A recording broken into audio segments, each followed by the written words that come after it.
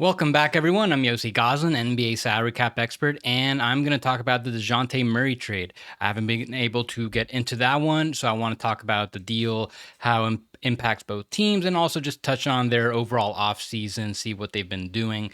And if you're new to the channel or if you've been here already, please like and subscribe if you haven't been here already, and let's get into it. So I'm going to start with the Pelicans, and before they entered the offseason, there was a couple things that they were looking to prioritize. One, starting center, still haven't quite got an answer there, but they weren't going to bring back Jonas Valanciunas.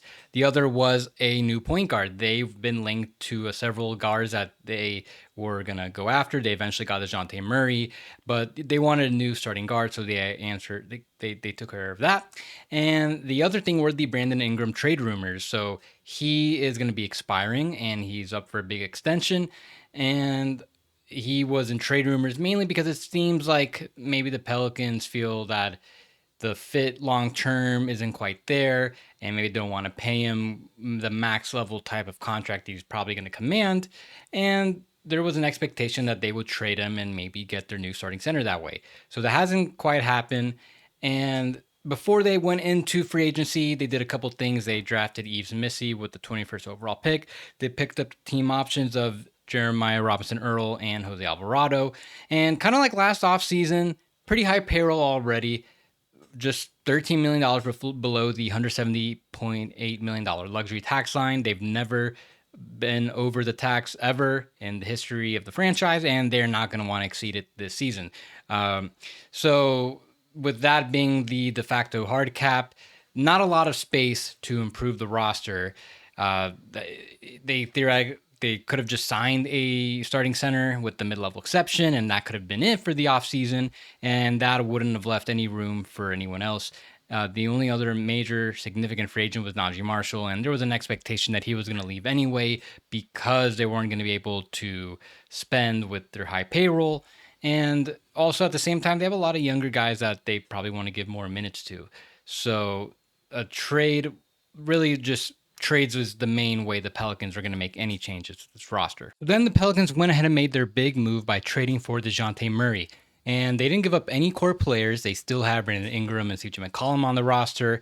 And the main pieces they traded were Dyson Daniels and 2 first-round picks. And then the rest were salary filler to make the salaries match. Now, the trade was announced before July. So technically it could have worked under last salary cap year.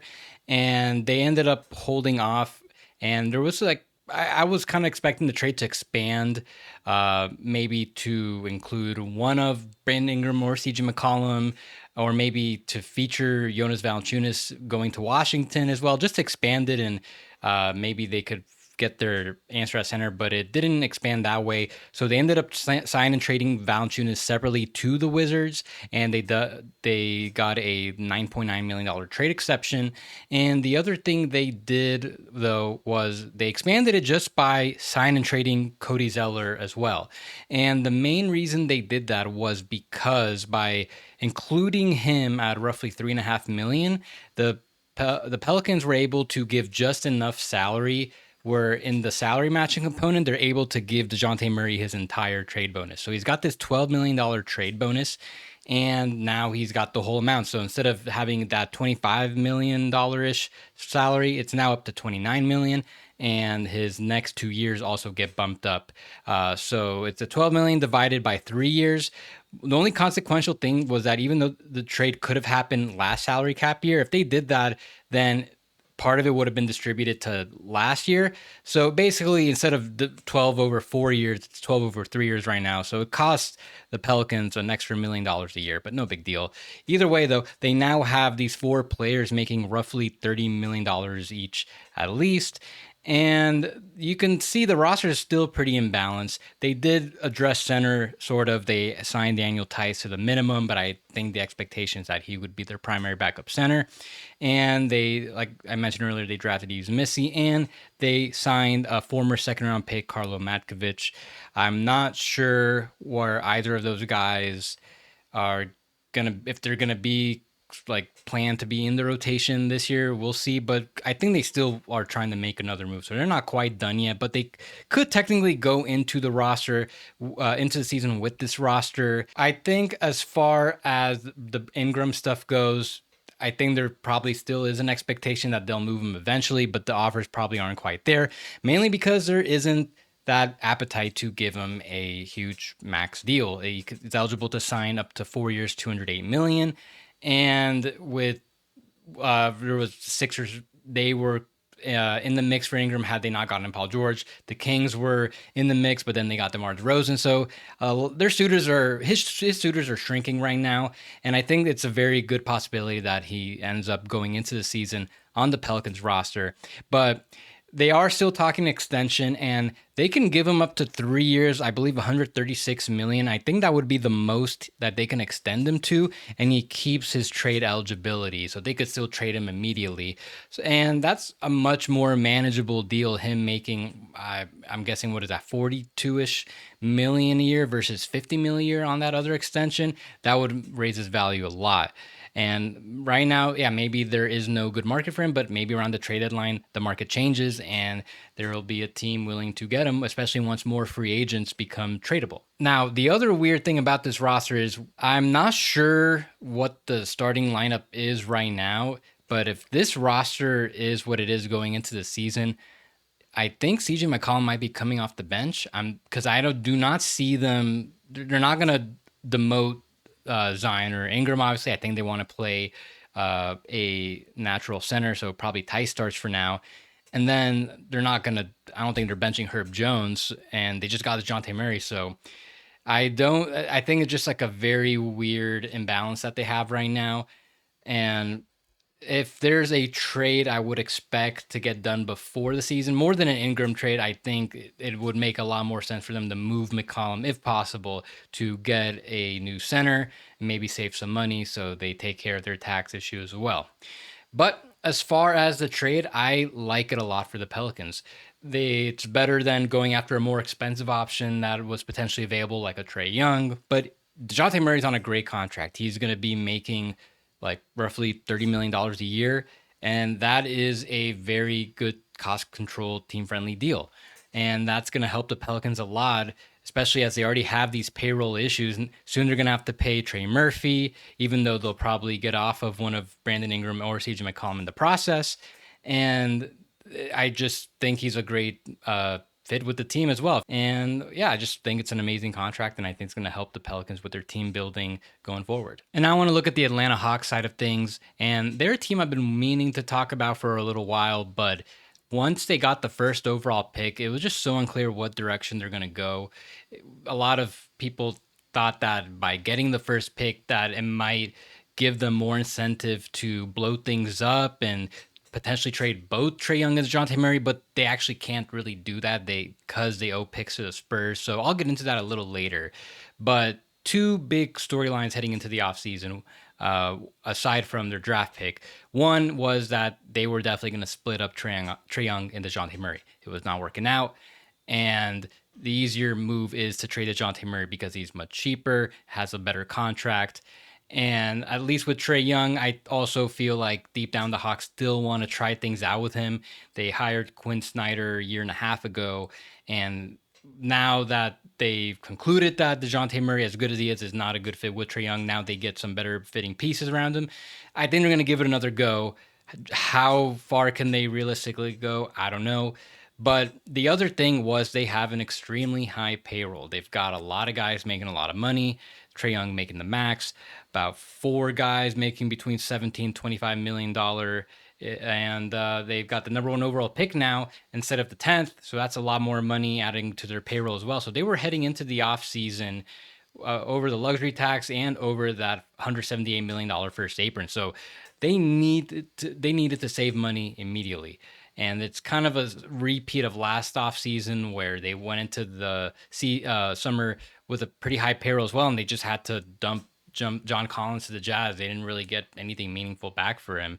So they're kind of in this same position where they're already stuck. They already can't really do anything. So they had to save money immediately. So then the Hawks went ahead and made their moves. The first thing they did was they traded AJ Griffin to the Rockets, didn't take back any money, saved about $3.7 million there. And then they did the Dejounte Murray trade. So they took back the salaries of Larry Nance Jr., Dyson Daniels, Cody Zeller, making that $3.5 million amount, and EJ Liddell. So they saved a little bit of money in that trade, nothing too substantial. Main assets, like I said, they brought back Dyson Daniels, so I think he's a pretty nice young player. I don't know if he's going to start there, but I could see him becoming a starter if at some point in the season. And they get 2 first-round picks. Both of them are in 2025. One's for the Lakers. Actually, no, one's in 2025 for the Lakers, and the other one is 2027 for the Bucks. And then they re-signed Vit Krejci, 4-year minimum deal, and they are okay. So now they're below the first apron, but they're right at the luxury tax line. So even though they saved a little bit of money, they are still very much hamstrung. They can't really do anything. They could definitely get below the tax at some point by cutting one or both of Bruno Fernando or Garrison Matthews. But you could see how this lack of flexibility really impacted them. I don't know how serious they were about bringing Sadiq Bey back, but he didn't even go for that much when he signed with the Wizards. He's making like $6-7 million a year, and he became their biggest cap casualty because of their proximity to the luxury tax and the apron levels. So seems like it's gonna be more or less a team. I'm sure they're gonna do some more trades, try to save some more money. Maybe they could get some more players that could help in the rotation, but I it doesn't look like a good situation for the Hawks right now. Could the team be better? Because yeah, they now have more better fitting pieces. Let's just look at like the best case scenario. Let's say that with Dyson Daniels, things are working out really well. He's able to plug in at the 2, and it's a great fit. Zachary Ricochet, he's already good to go. He's already pretty impactful, and the Hawks are healthy all around. How high can this team go? Maybe the 7-8 seed range.